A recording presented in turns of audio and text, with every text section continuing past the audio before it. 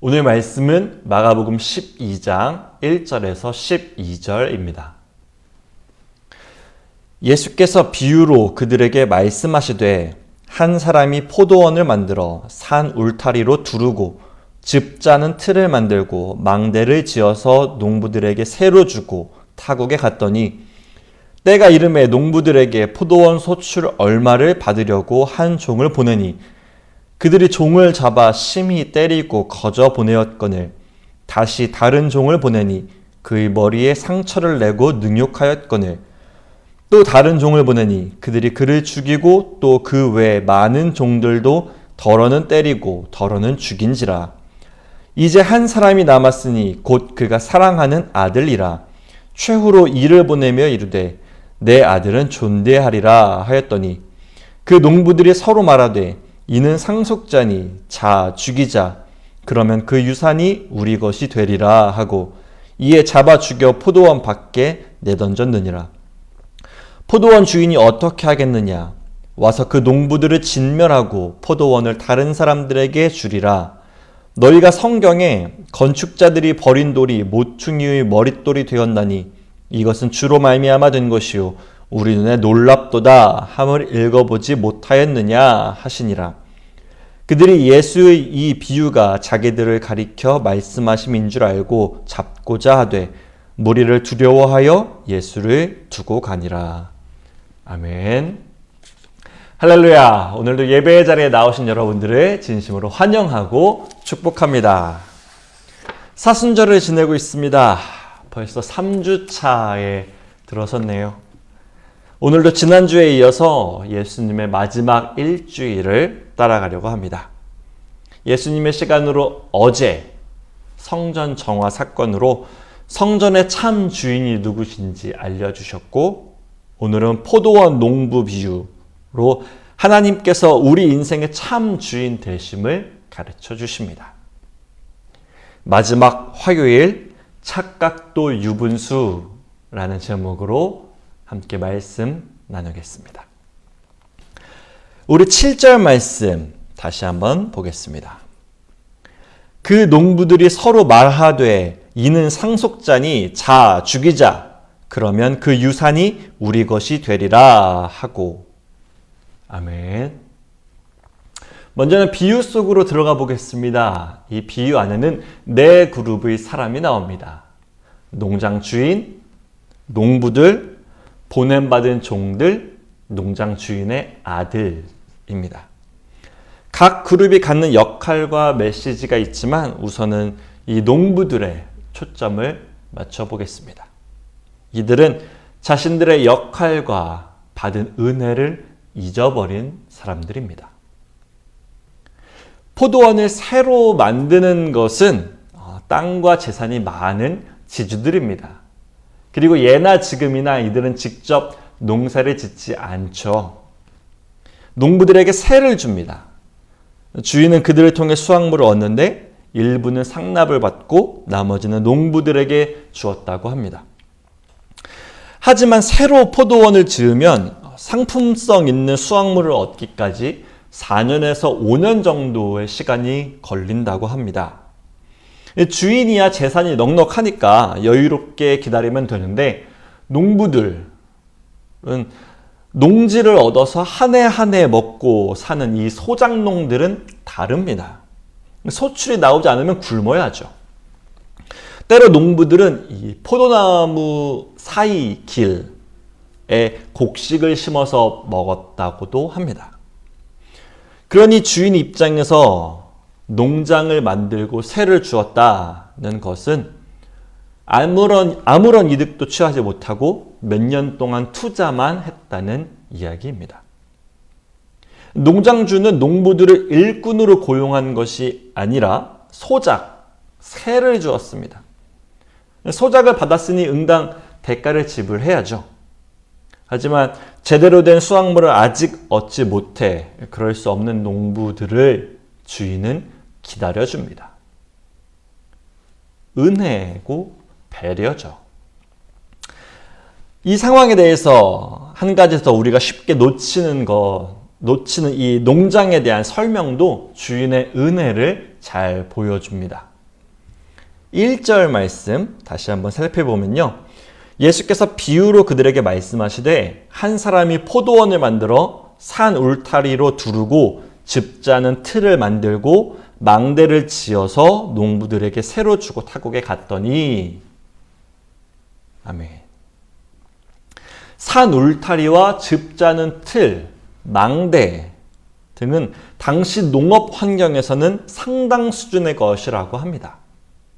그러니 땅을 빌려주면서 최상급 시스템까지 갖춰준 것이라고 이해하시면 되겠습니다. 여러 상황으로 봤을 때 이 비유 속의 농장 주인은 착취를 위해서가 아니라 착취를 위해서 소작농을 부린 것이 아니라 그들에게 건강한 생존 수단을 마련해주고 그들이 안전하게 자생할 수 있도록 최선의 노력을 다한 것입니다. 그가 할 수 있는 최선의 은혜를 베푼 것이죠. 이 비유를 듣고 있던 사람들 모두가 이해했을 겁니다. 대제사장들의 고위층들은 지주로, 중하층들은 소작농 또는 일꾼으로 살았을 테니까 말입니다. 그리고 때가 왔습니다.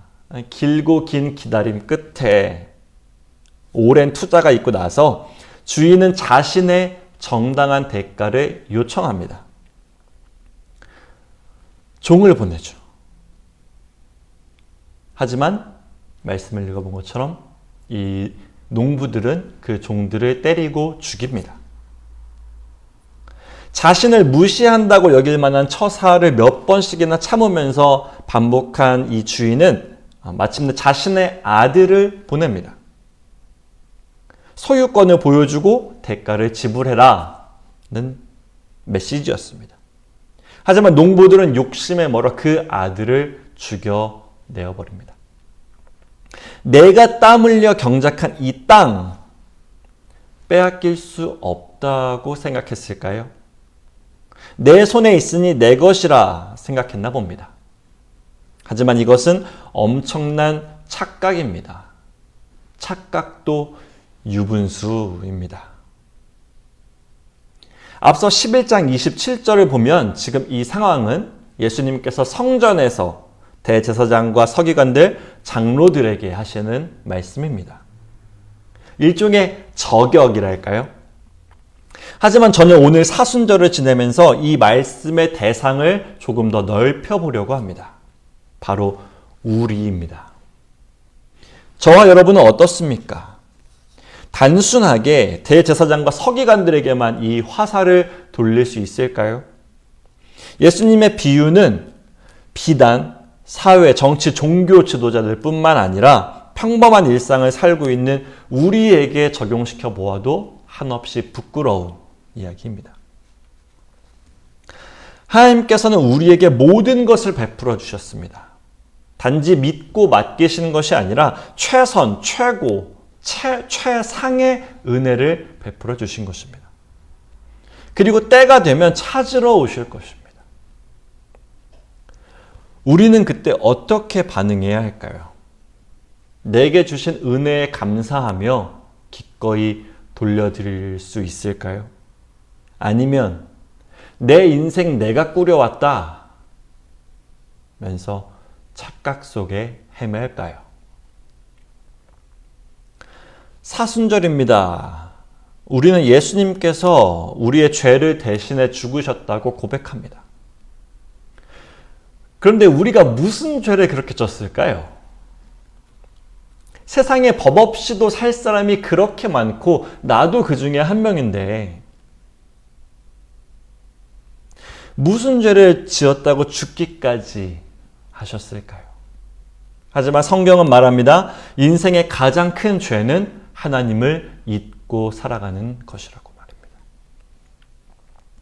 우리는 늘 자기 욕망에 빠져 삽니다. 받은 은혜를 모른 채 넘어가기 일쑤고 오히려 등 따숩고 배부르니까 다른 생각을 품을 때가 많습니다.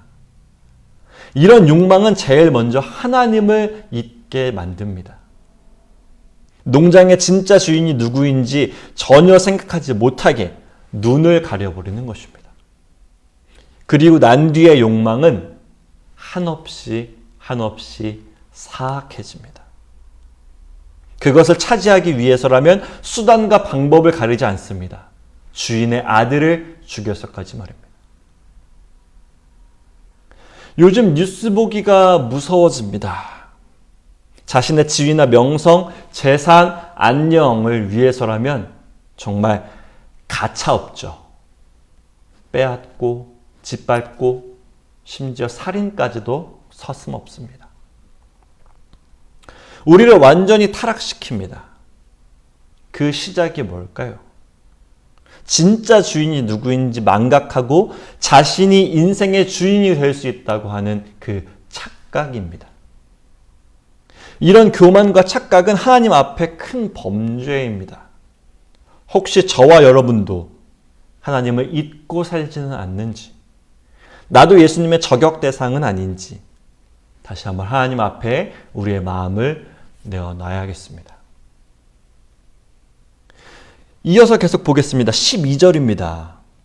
그들이 예수의 비유가 자기들을 가리켜 말씀하심인 줄 알고 잡고자 하되 무리를 두려워하여 예수를 두고 가니라. 아멘. 앞서 먼저는 비유 속의 농부들을 살펴봤다면 이어서는 예수님의 이야기를 듣고 있는 대제사장과 서기관들, 장로들에 대해 이야기해 보겠습니다. 이들은 예수님이 사형 선고를 받기까지 아주 집요하게 예수님을 물고 늘어지는 사람들입니다. 예수님께서는 어제 있었던 성전 정화 사건에서부터 이들에게 계속 경고하시고 비판하고 회개하라며 말씀하십니다. 앞으로 진행될 여러 사건과 비유들이 이들과 관련되어 있다는 것을 우리는 잘 알고 있습니다. 대제사장들과 서기관, 장로들은 예수님의 이번 비유가 자신들을 겨냥한 것임을 잘 알고 있었습니다. 그랬으니 예수님을 잡으려고 했겠죠. 그랬으니까 더 이상 나사렛 촌구석에 선생 하나가 자신들의 비위를 상하게 하고 치부를 들춰내는 것을 두고 볼 수가 없었던 겁니다. 이것은 뒤집어 보면 그들 스스로가 자신들의 죄와 욕망이 무엇인지 어떠한지 잘 알고 있었다는 것입니다. 자신들이 하나님께 받은 은혜, 자신들의 위치와 역할, 그리고 하나님께 보답했어야 할 것들이 무엇인지 그들은 잘 알고 있었습니다. 하지만 계속되는 하나님의 기다림과 경고에도 불구하고 이들은 하나님께 대항합니다. 왜일까요? 자신들이 가질 수 없는 자리를 탐했고 그 자리가 자기 것인 양 착각했기 때문입니다. 하나님의 자리, 성전의 주인이자 포도원의 주인이 되기를 바랐던 것입니다. 예수님께서는 그들의 마음을 속속들이 알고 계셨고 다시 한번 그들의 속내를 들춰내십니다. 그것이 불편했습니다. 예수님의 언행은 그저 자신들의 욕망을 성취하는 데 방해되는, 그래서 속내를 뒤틀고 불편하게 하는 것이었을 뿐입니다. 비유에서처럼 하나님께서는 농부들, 즉 이스라엘 지도자들에게 끊임없이 당신의 뜻을 전하셨습니다. 이 농장, 이 백성은 나의 것이다. 너희는 주인이 아니다. 이제 내 뜻을 따라 나에게 내어놓아라 고 말입니다. 하지만 대제사장과 그 밖의 고위층들은 하나님의 메시지를 무시합니다. 이미 자신들의 손에 너무 많은 것을 쥐고 있었기 때문입니다. 아프리카 원주민들이 원숭이를 잡는 방법이 있습니다. 여러분들도 잘 아실 텐데요. 많이 들어보셨을 겁니다. 흙무덤, 이렇게 흙을 쌓아놓는 흙무덤이나 항아리에 원숭이의 손이 이렇게 들어갈 만한 구멍을 내고 그 안에 과일, 이렇게 원숭이들이 좋아하는 먹잇감을 잔뜩 놓는다고 합니다. 그럼 원숭이들이 손을 넣어서 그 과일을 잡는데 주먹을 쥐고 있으니까 손이 안 빠지죠. 그러면 원주민들은 가서 목줄을 채우기만 하면 된다고 합니다. 너무 뻔한 이야기, 너무 많이 들어본 이야기시죠? 너무 뻔한 이야기잖아요. 원숭이가 그렇게 멍청하겠어? 그래도 살고 싶으면 이 손을 놓겠지 라고 생각했지만 실제로 그렇게 잡는 영상이 있었고 제가 그걸 봤습니다. 빠지지 않는 손 때문인지 자기를 향해 목줄을 들고 오는 사람 때문인지 원숭이는 한참을 뒤틀고 소리를 지르지만 끝까지 그 손을 놓지 않더라고요. 그 손만 풀면, 그 손만 놓으면 살 수 있는데 말입니다. 솔직히 진부한 이야기입니다.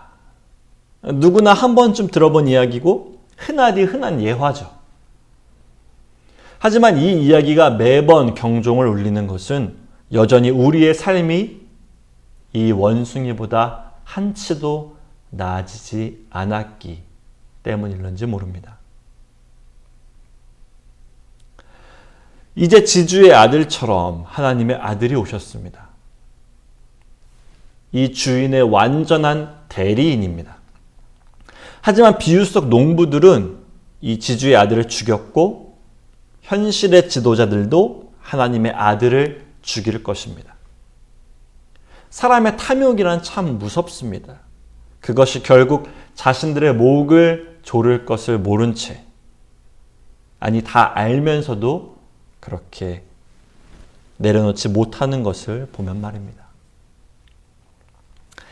앞서 비유 속 농부들에게서 욕망의 착각을 볼 수 있었다면 두 번째로 현실의 지도자들에게는 탐욕의 무치, 발음을 잘해야 되는데요. 탐욕의 무치를 볼 수 있습니다. 후안무치라는 말이 있습니다. 낯가죽이 두꺼워 뻔뻔하고 부끄러움을 모름이라는 말입니다. 죄나 잘못을 지적받았을 때, 그것이 밝혀졌을 때 대체로 두 가지 반응이 나옵니다. 하나는 그것을 부끄러워하고 사죄하는 것입니다. 그리고 벌을 받죠. 또는 반대로 그것을 부인하면서 억울함을 표현하고 오히려 역정을 냅니다. 그래서 후안무치가 극에 달하면 적반하장이 됩니다. 오늘 예수님의 비유를 들은 대제사장들과 서기관, 장로들, 그들의 반응이 이렇습니다. 이들은 스스로의 탐욕을 누구보다 잘 알고 있었고 자신들의 권세를 이용해 더욱 움켜쥐려고 했습니다. 그런데 한창 잘 나가던 중에 방해꾼이 등장합니다. 이제 사람들은 진짜 주인이 누구인지 깨달아갑니다. 그럴수록 이들의 입지는 좁아집니다. 이런 상황에서 적어도 이들에게 일말의 양심이 남아있다면, 최소한의 신앙이 남아있었다면 누구보다 먼저 무릎 꿇고 회개했어야 합니다. 하지만 그들은 오히려 칼을 빼듭니다. 자신들의 탐욕을 방해하는 자라면 그게 누가 되었든지 농장의 주인이든 하나님의 아들이든 용서할 수 없었기 때문입니다. 우리는 마가복음의 고발을 통해서 더욱 가증스러운 면을 발견할 수 있습니다. 마가는 이들이 무리를 두려워하여 물러갔다고 기록합니다. 정작 무엇이 더 중요한지 모른 채 자신들의 입지를 위협할 수 있을 만한 대중들의 눈치를 보기에 급급했던 것입니다.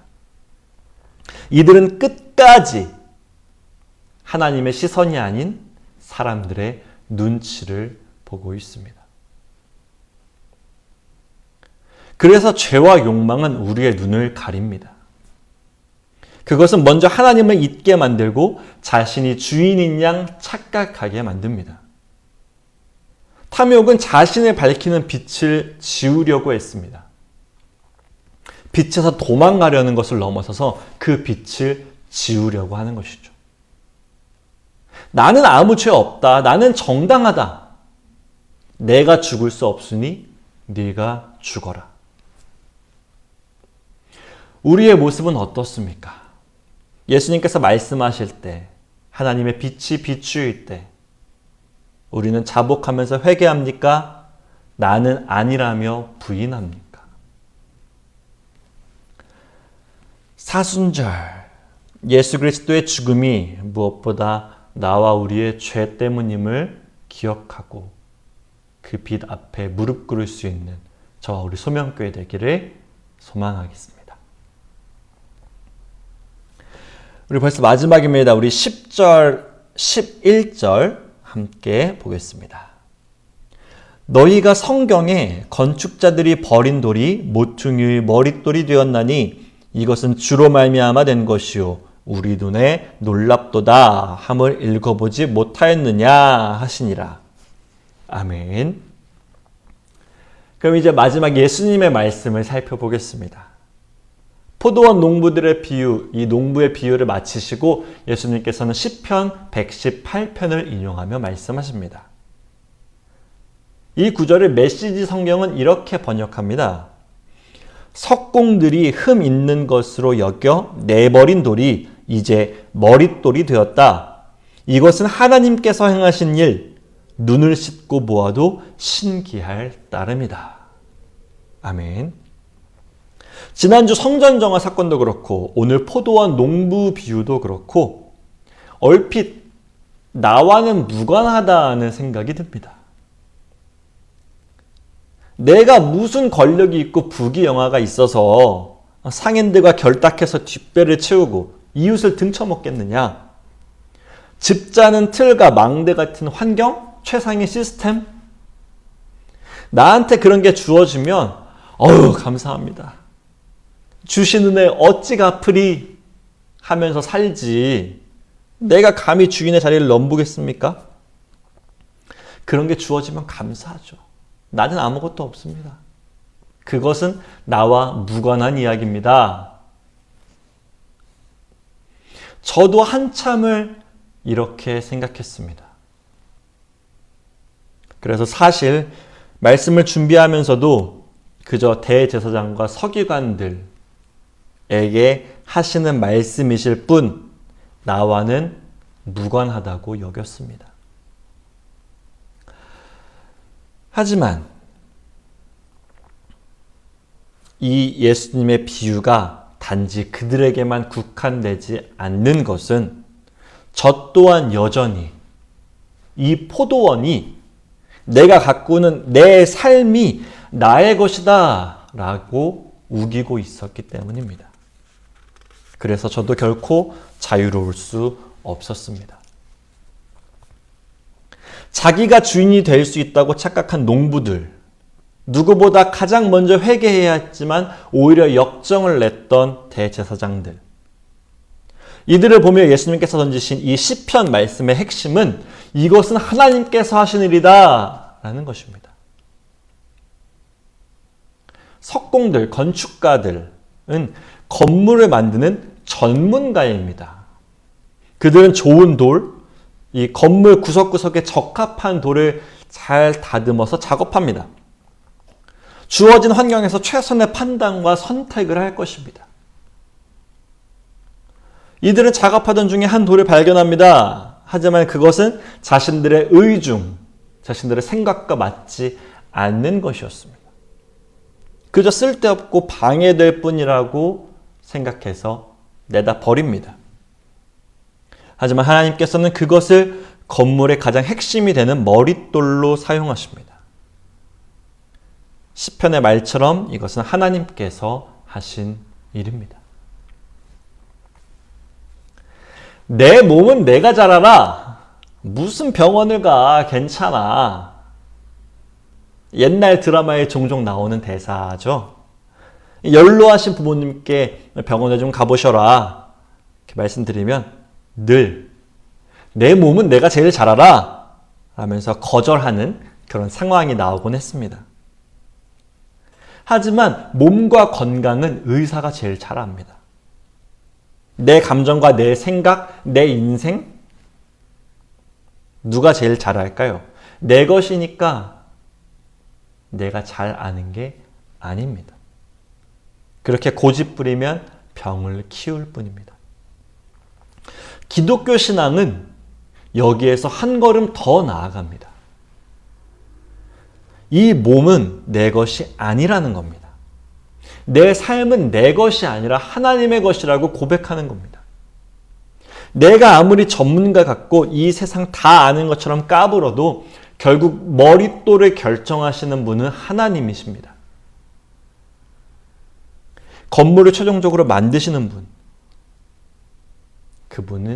그분이 하나님이시라는 것이 우리의 고백입니다. 말씀을 정리하겠습니다.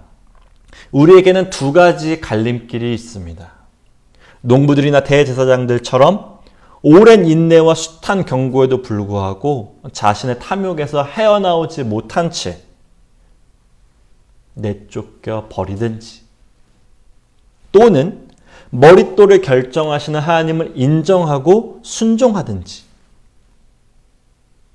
결과는 정해져 있습니다. 그리고 하나님께서는 여전히 우리를 기다리고 계십니다. 하나님은 물으십니다. 지금 그 자리가 내 것이냐? 내가 쌓는 그 건물에 머릿돌은 어디 있느냐?